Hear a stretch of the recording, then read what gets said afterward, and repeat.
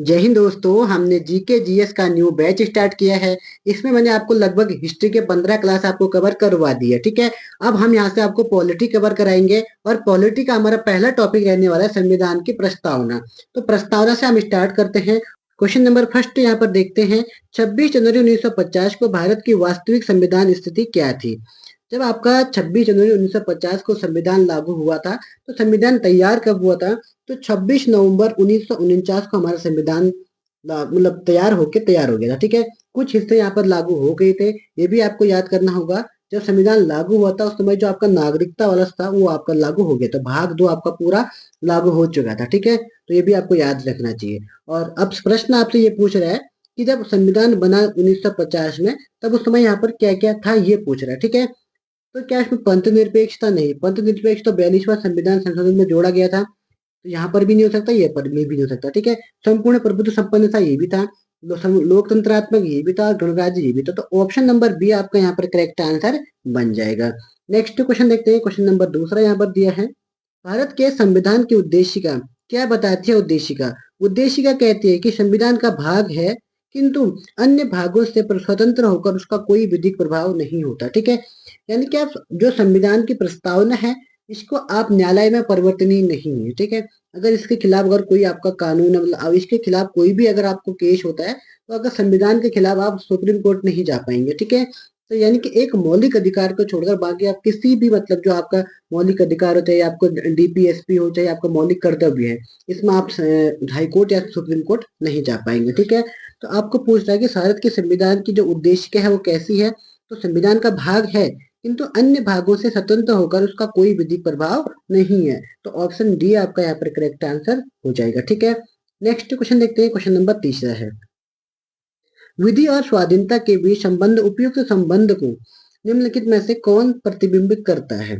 तो यानी कि ये क्या कहता है? तो विधि और स्वाधीनता, स्वाधीनता का मतलब आप सभी को समझ में आता होगा। स्वाधीनता का मतलब होता है हम किसी दूसरे की गुलामी ना करें। ठीक है, अगर विधि नहीं होगी तो स्वाधीनता भी नहीं होगी, यानी कि देश में कानून नहीं होगी तो स्वाधीनता भी नहीं होगी। ठीक है, तो ऑप्शन बी यहाँ पर आपका करेक्ट आंसर बन रहे हैं। नेक्स्ट क्वेश्चन देखते हैं। क्वेश्चन नंबर चौथा यहाँ पर आपको, भारत के संविधान के निर्माताओं का मत निम्नलिखित में से किसमें प्रतिबिंबित होता है? ठीक है, तो अगर जो संविधान निर्माता है उनका जो मत आपको देखने को मिलेगा, वो भारत की जो संविधान की उद्देशिका आपको देखने को मिलेगी। ठीक है, तो यानी कि इसी को क्या बोलते हैं? प्रस्तावना कहते हैं। तो ऑप्शन ए यहाँ पर आपका करेक्ट आंसर हो जाएगा। ठीक है, तो मूल अधिकार आपके किस आर्टिकल में है? कभी कभी ऐसे भी अभी पूछ सकता है। तो आर्टिकल 12 से लेकर 35 तो आपका मूल अधिकार होते हैं, और डीपीएसपी आपका आर्टिकल 36 से लेकर 51 तक आपको क्या मिलेगा? आपको टीपीएसपी मिलेगा। ठीक है, और मौलिक कर्तव्य आपको देखने के मिलेंगे 51 के क में। ऑप्शन ये हो जाएगा। ठीक है, अब नेक्स्ट क्वेश्चन देखते हैं। क्वेश्चन नंबर 5 यहाँ पर है। निम्नलिखित उद्देश्यों में कौन सा एक भारत के संविधान की उद्देशिका में सन्निविष्ट नहीं है, यानी कि शामिल नहीं है कह रहा है? ठीक है, तो भारत के उसमें 5 प्रकार की स्वतंत्रता है। कितने प्रकार की है? 5 प्रकार की। उसमें एक विचार की स्वतंत्रता आती है, अभिव्यक्ति की स्वतंत्रता आती है, विश्वास की स्वतंत्रता आती है, धर्म की स्वतंत्रता होती है, और उपासना की स्वतंत्रता है। यानी कि ये 5, 1 2 3 4 5 ही होगी। और 3 प्रकार की न्याय है। न्याय कितने प्रकार का है? 3 प्रकार का, जिसमें आर्थिक, सामाजिक और आपका राजनीतिक न्याय। ठीक है, ये 3 न्याय हो गए, 5 स्वतंत्रता। अब इसमें न्याय स्वतंत्रता कौन सी नहीं है? तो ऑप्शन बी, आर्थिक आपका न्याय है, ना कि स्वतंत्रता। ठीक है, तो ऑप्शन नंबर बी आपका करेक्ट आंसर यहाँ पर हो जाएगा। नेक्स्ट क्वेश्चन देखते हैं। क्वेश्चन नंबर 6 है। भारत के संविधान की उद्देशिका में कितने प्रकार के न्याय की व्यवस्था की गई है? अभी मैंने आपको बताया 3 प्रकार के यहाँ पर न्याय है। ठीक है, 5 प्रकार की स्वतंत्रता है और 3 प्रकार के न्याय है, आर्थिक, सामाजिक और राजनीतिक। नेक्स्ट क्वेश्चन देखते हैं। क्वेश्चन नंबर 7वां। ये नए पैटर्न पर आधारित आपके लिए प्रश्न बनाए गए हैं। आप लोग इस क्लास को देखिए ताकि आपका रिवीजन अच्छी तरीके से हो पाएगा। ठीक है, भारतीय संविधान का कौन सा भाग संविधान की आत्मा कहलाता है? तो ये कहलाता है आपका उद्देशिका, यानी कि प्रस्तावना। ठीक है, प्रस्तावना को भारत के संविधान की आत्मा कहते हैं। लेकिन आर्टिकल 32 को भी तो संविधान की आत्मा कहते हैं।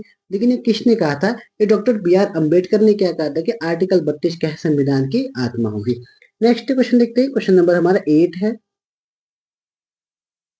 निम्नलिखित विवादों में किसमें सर्वोच्च न्यायालय ने प्रस्तावना को भारतीय संविधान की मौलिक संरचना का भाग स्वीकार किया गया था। ठीक है, आपका जो केस होता है केशवानंदी भारती विवाद के, तो ऑप्शन नंबर डी आपका करेक्ट आंसर होता है। ठीक है, कब होता है? 1973 में होता है। इस केस में क्या कहा गया था? इस विवाद में, इस केस में आपसे कहा गया था कि आप संविधान में जो प्रस्तावना में संशोधन कर सकते हैं। ठीक है, तो यानी कि आपका correct answer option number D हो जाएगा।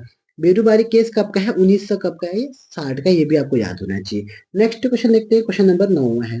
निम्नलिखित में से कौन एक भारतीय संविधान के उद्देश्यों को प्रतिबिंबित करता है? तो कौन करता है इसमें? Correct answer option number B, संविधान की प्रस्तावना है। ठीक है, नेक्स्ट क्वेश्चन देखते हैं, क्वेश्चन नंबर हमारा 10 हो जाएगा। निम्नलिखित में से कौन भारतीय संविधान की प्रस्तावना में उल्लेखित नहीं है? सामाजिक न्याय है, बिल्कुल है। आर्थिक न्याय है, बिल्कुल है। राजनीतिक न्याय है, बिल्कुल है। लेकिन क्या नहीं है? धार्मिक न्याय नहीं है। ठीक है, ऑप्शन नंबर डी आपका करेक्ट आंसर हो जाएगा। धर्म की स्वतंत्रता है लेकिन न्याय नहीं है। नेक्स्ट क्वेश्चन देखते हैं, क्वेश्चन नंबर हमारा 11 है। निम्नलिखित में से किस वाद में उच्चतम न्यायालय ने धारणा प्रस्तुत की कि उद्देशिका संविधान का भाग है? तो किसमें कहा था आपका? ये कहा था आपका बॉम्बई बनाम यूनियन ऑफ इंडिया। इस केस में कहा गया था कि संविधान के उद्देश्य का क्या है? संविधान का एक भाग है। ठीक है, नेक्स्ट क्वेश्चन देखते हैं, क्वेश्चन नंबर 12 हो जाएगा। भारतीय संविधान की प्रस्तावना में निम्नलिखित में से किस स्वतंत्रता का वर्णन नहीं है? विचार की है, धर्म की है, विश्वास की है, उपासना की है, और एक क्या थी आपकी? धर्म, विचार, धर्म, विश्वास, धर्म और उपासना की स्वतंत्रता। ठीक है, तो यानी कि ऑप्शन नंबर डी आपका करेक्ट आंसर यहाँ पर हो जाएगा। ठीक है, नेक्स्ट क्वेश्चन देखते हैं, क्वेश्चन नंबर 13 है यहाँ पर। निम्न में से कौन सही है? सम, सामाजिक समानता संविधान में प्रत्याभूत नहीं है। क्यों नहीं है? ये तो है, ये गलत हो जाएगा। देश में सामाजिक समानता पहले से विद्यमान थी, ये भी गलत हो जाएगा। सामाजिक समानता संविधान में प्रत्याभूत है, ये सही हो जाएगा। ठीक है, संविधान में यह है, ऑप्शन नंबर सी आपका करेक्ट आंसर हो जाएगा। ठीक है, नेक्स्ट क्वेश्चन देखते हैं, क्वेश्चन नंबर 14 है। निम्नलिखित में से भारत के संदर्भ में धर्मनिरपेक्ष शब्द का सही भाव क्या होता है? धर्मनिरपेक्ष का मतलब होता है कि हमारे भारत देश का कोई एक धर्म नहीं है। ठीक है, कोई भी धर्म नहीं है, तो ऑप्शन नंबर डी आपका करेक्ट आंसर यहाँ पर हो जाएगा। ठीक है, नेक्स्ट क्वेश्चन देखते हैं, क्वेश्चन नंबर 15 है। निम्नलिखित शब्दों में से कौन सा शब्द सन 1975 में भारतीय संविधान की प्रस्ताव में सम्मिलित नहीं था? ठीक है, तो प्रस्तावना में कौन सा सम्मिलित नहीं था आपका? बंधुत्व ये था आपका, संप्रभु ये भी था, समानता ये भी था। ठीक है, फिर होता है 42वां संविधान संशोधन 1976 में होता है। कब होता है? 1976 में होता है। इसमें 3 शब्दों को जोड़ा गया था। पहला आपका समाजवादी, दूसरा आपका पंथ निरपेक्ष, तीसरा आपका अखंडता। ठीक है, तो यानी कि अखंडता आपका उस वक्त तक नहीं था, 75 तक नहीं था, 76 से इसको जोड़ा गया था। ऑप्शन डी आपका करेक्ट आंसर हो जाएगा। ठीक है, नेक्स्ट क्वेश्चन देखते हैं, क्वेश्चन नंबर 16 है। निम्नलिखित में से कौन भारत को धर्मनिरपेक्ष राज्य वर्णित करता है? तो कौन करता है आपका? ये करता है आपका ऑप्शन नंबर बी, संविधान की प्रस्तावना। ठीक है, नेक्स्ट क्वेश्चन देखते हैं, क्वेश्चन नंबर 17 यहाँ पर दिया है। किस संविधान संशोधन के द्वारा प्रस्तावना में समाजवादी शब्द जोड़ा गया था? तो 42वां संविधान संशोधन 1976, ऑप्शन नंबर सी आपका करेक्ट आंसर हो जाएगा। ठीक है, नेक्स्ट क्वेश्चन देखते हैं, क्वेश्चन नंबर 18 यहाँ पर दिया गया है। निम्नलिखित में से भारतीय संविधान की प्रस्तावना को हमारे संप्रभु प्रजातांत्रिक गणतंत्र की जन्म कुंडली किसने कहा था? तो किसने कहा था आपका? KM. Munshi, option number D आपका करेक्ट आंसर हो जाएगा। ठीक है, नेक्स्ट क्वेश्चन देखते हैं, क्वेश्चन नंबर हमारा 19 है। सभी व्यक्ति पूर्णतः और समान रूप से मानव हैं, यह सिद्धांत जाना जाता है। तो ये किस सिद्धांत से जाना जाता है? सार्वभौमिकता। ठीक है, सार्वभौमिकता का मतलब होता है सभी व्यक्ति पूर्णतः और समान रूप से मानव हैं, ये कहा जाता है सार्वभौमिकता को। ठीक है, नेक्स्ट क्वेश्चन देखते हैं, 20 है। भारतीय गणतंत्र की 26 जनवरी 1950 को सही संवैधानिक वस्तु स्थिति क्या थी जब संविधान लागू किया था? ठीक है, तो अभी मैंने एक क्वेश्चन पहले भी आपको करवा दिया है, तो इसमें कौन सा था आपका? ऑप्शन नंबर सी, संप्रभुत्व संपन्न लोकतांत्रिक गणराज्य, ऑप्शन नंबर सी आपका करेक्ट आंसर हो जाएगा। ठीक है, नेक्स्ट क्वेश्चन देखते हैं, क्वेश्चन नंबर 21 है। भारत के संविधान की उद्देशिका को जो 26 जनवरी 1949 को अंगीकृत की थी, मूलतः भारत का वर्णन किस रूप में करती है? तो ये करती है आपका प्रभुत्व संपन्न गणराज्य, बिल्कुल ठीक है। लोकतांत्रिक गणराज्य, ये भी सही है। समाजवादी, धर्मनिरपेक्ष तो बाद में जोड़ा गया था, उस वक्त केवल एक और दो किस ऑप्शन में है? ऑप्शन नंबर बी आपका करेक्ट आंसर हो जाएगा। ठीक है, नेक्स्ट क्वेश्चन देखते हैं, क्वेश्चन नंबर 22 है। भारत के संविधान की उद्देशिका में समाजवादी शब्द निम्नलिखित में से किस एक संविधान संशोधन अधिनियम के माध्यम से अंतर्विष्ट किया गया था, मतलब जोड़ा गया था? तो 42वां संविधान संशोधन 1976 के माध्यम से जोड़ा गया था। ठीक है, नेक्स्ट क्वेश्चन देखते हैं, क्वेश्चन नंबर 23 है। भारत के संविधान की उद्देशिका के संबंध में निम्नलिखित में से कौन सा कथन सही नहीं है? उद्देशिका संविधान का अंश है, बिल्कुल है। इसमें संविधान के उद्देश्य का उल्लेख है, ये भी आपका बिल्कुल सही है। 1976 में उद्देशिका में समाजवादी शब्द जोड़ा गया था, ये भी आपका सही है। शब्द पंथ निरपेक्ष उद्देशिका का एक अंश था, नहीं, ये 1976 में जोड़ा गया था 42वां संविधान संशोधन के द्वारा। ठीक है, तो 1 2 3 आपका सही हो जाएगा। तो आपसे कौन सही नहीं है पूछ रहा है, तो ऑप्शन नंबर डी आपका करेक्ट आंसर हो जाएगा। नेक्स्ट क्वेश्चन देखते हैं, क्वेश्चन नंबर 24 है। भारत के संविधान के उद्देशिका के बारे में निम्नलिखित में से कौन सा कथन सही है? उद्देशिका स्वयं न्यायालय में परिवर्तनीय नहीं है, बिल्कुल सही है, ये न्यायालय में परिवर्तनीय नहीं है। उद्देशिका उन उद्देश्यों को बताती है जिन्हें संविधान स्थापित करना और आगे बढ़ाना चाहता है, ये भी आपका बिल्कुल सही हो जाएगा। उद्देशिका उस स्रोत इंगित करती है जहां संविधान अपना प्राधिकार प्राप्त करता है, ये आपका सही है, ये भी आपका बिल्कुल सही है। ठीक है, तो 1 2 3 3 के 3 आपके सही हो जाएंगे, ऑप्शन नंबर ए आपका करेक्ट आंसर हो जाएगा। ठीक है, नेक्स्ट क्वेश्चन देखते हैं, क्वेश्चन नंबर 25 है। भारत के संविधान की उद्देशिका के संबंध में निम्नलिखित कथनों में से कौन सा सही नहीं है पूछ रहा। ठीक है, उद्देशिका के मूल रूप से पंथ निरपेक्ष लोकतंत्रात्मक गणराज्य पद नहीं था, पहला आपका बिल्कुल सही है। पंथ निरपेक्ष आपका बाद में जोड़ा गया था। ठीक है, उद्देशिका में भारत के संविधान की मूल संरचना नहीं थी, ये भी आपका बिल्कुल सही है। उद्देशिका अपने आप में किसी न्यायालय में परिवर्तन नहीं है, ये भी आपका बिल्कुल सही है। लेकिन डी कथन क्या कह रहा है? उच्चतम न्यायालय ने अभी निर्धारित किया है कि जहां भाषा स्पष्ट है वहां संविधान के विधिक निर्वहन में सहायक रूप में उद्देशिका पर विचार नहीं किया जा सकता है, किया जा सकता है। ठीक है, ये आपका गलत हो जाएगा, गलत ही आपसे पूछ रहा था, ऑप्शन नंबर डी आपका करेक्ट आंसर हो जाएगा। ठीक है, नेक्स्ट क्वेश्चन देखते हैं, क्वेश्चन नंबर 26 है। भारत के संविधान की उद्देशिका के बारे में निम्नलिखित में से कौन सा कथन सही है पूछ रहा है। ठीक है, उद्देश्य संकल्प जवाहरलाल नेहरू द्वारा प्रस्तावित किया गया था और संविधान सभा द्वारा पारित किया गया था, अंततः उद्देशिका बना, पहला आपका बिल्कुल सही है। उद्देशिका का विचार संयुक्त राज्य अमेरिका के संविधान से लिया गया है, ये भी आपका बिल्कुल सही है। समाजवादी एवं पंथ निरपेक्ष शब्द 42वें संविधान संशोधन 1976 में अपनाए गए थे, ये भी सही है।